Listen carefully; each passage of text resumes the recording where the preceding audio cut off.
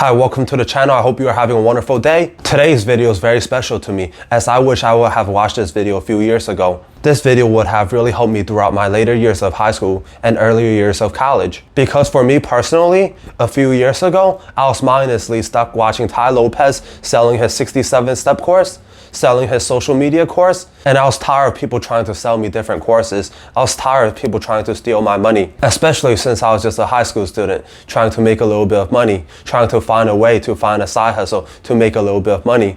But all that was in front of me was all these courses. So in this video, it is free to watch until the end. I will not be selling on any course. I will not be selling on any ebooks.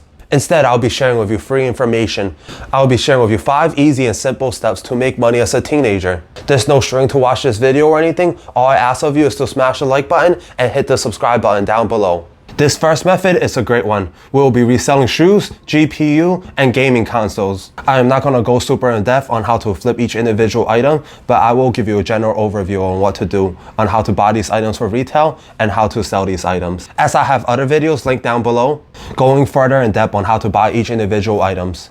A lot of people get confused about this, so let's go over real quick the definition of reselling and why we are able to resell these items and make money. The super basic definition of reselling is buying something and selling it again to another person. The reason why we're able to buy gaming consoles, shoes, GPUs, and other items is simply because of supply and demand. Let me give you an example really quick. Kanye West and Adidas just released their newest, hottest pair of Yeezys, but they are only releasing 100,000 pairs. And usually for most Yeezy drops, there are more than 100,000 people who want the Yeezys. But since there are only 100,000 pairs, that means a few people won't be able to buy it. So if there are 200,000 people who want the Yeezys, but there's only 100,000 pairs in circulation, that means 100,000 people won't have the Yeezys.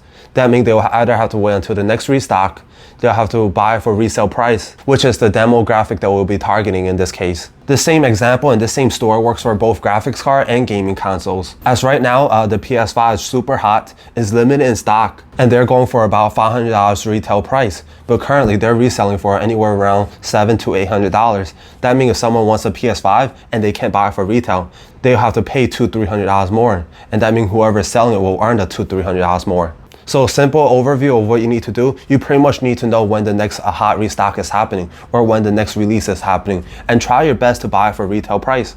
There will be a lot of people trying to buy it for retail price, so that means a lot of people will fail. But if you have experience buying from that site, and if you understand what you need to do, then you have a really high chance of being able to buy it for retail price. And anyone who's unable to buy it, they'll either have to wait until the next restock or they'll have to buy it from someone else. And you can be that someone else that they're buying it from. As mentioned before, if you want me to go really in depth and teach you how to buy it for retail price, just watch the videos that I have linked down below, and you will have a really high success rate of buying things for retail price. This next one requires a little bit more from you. This next one requires you to be at least 18 years old. And this next one requires you to have a car and car insurance. If you have all of those things that I just listed, perfect, because there's no more upfront costs. This next one is to become a Lyft or Uber driver. If you don't like to drive people around, you can also deliver for Uber Eats, DoorDash, Grubhub, or any of the other platforms. This is a great time to get started because during this pandemic, there's a shortage in drivers. So now rates has gone up, pay has gone up. Now drivers are making more and more money because demand is still there, but drivers decrease.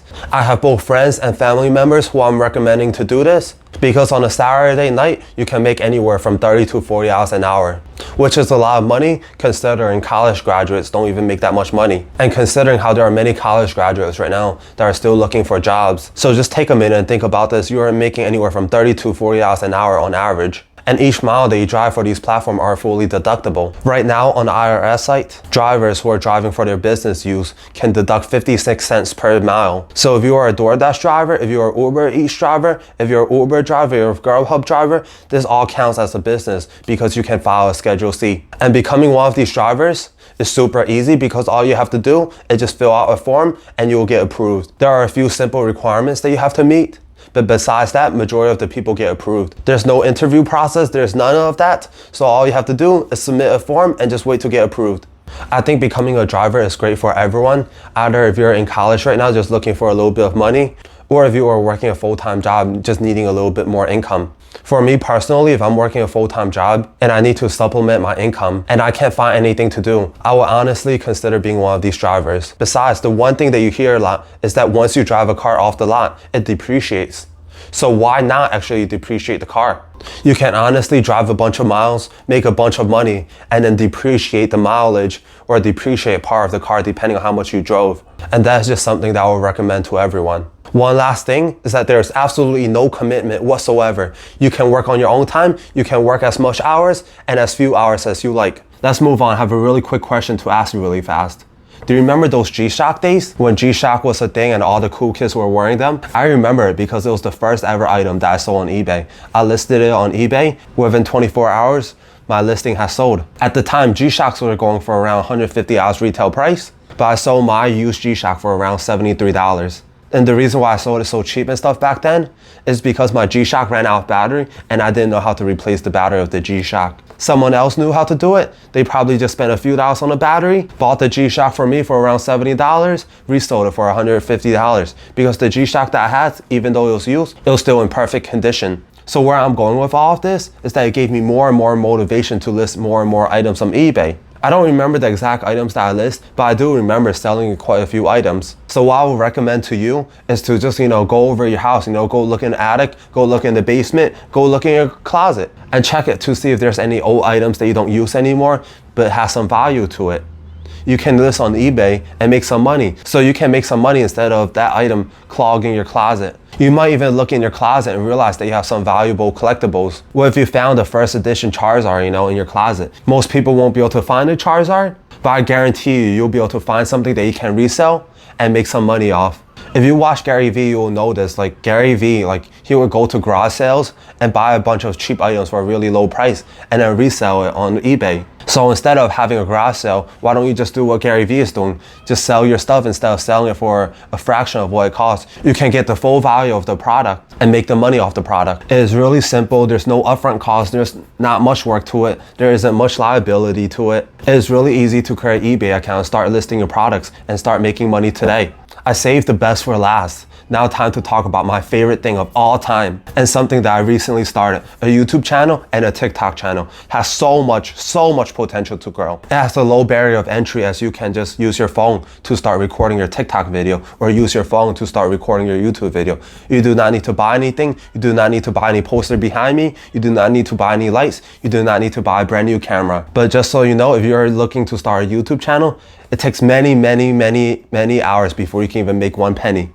Because in order to be monetized on YouTube, you need 4,000 watch hours and you need at least a minimum of 1,000 subscribers. And the same thing for TikTok, before you can start monetizing off TikTok, you need at least a minimum of 10,000 followers. Honestly, I really love YouTube as it gives me the opportunity to teach and to change people's lives. And that's what I really want to do in my life. If I can't create a successful YouTube channel and if I can't monetize my content, as long as I can change one life, that's all that matters to me. Now let's talk about the earning potential of a YouTuber. If you're a finance YouTuber similar to me, you can make anywhere from $20 to $30 per 1,000 views. But if you're a vlogger or if you do something else, your rate per 1,000 views is a lot lower compared to a finance channel. It is a little bit harder to gain views as a finance channel, but you do make a lot more money per 1,000 views. If you're thinking of creating a YouTube channel or a TikTok channel, or anything related, you need to find a topic that you like because you will need to keep with it for a while. You will not make money after posting a few videos, and I understand that myself, so I'm gonna keep posting video. And if you're still watching at this point, I really appreciate you. Thank you for watching. If you haven't hit the likes button yet, hit the like button and subscribe down below.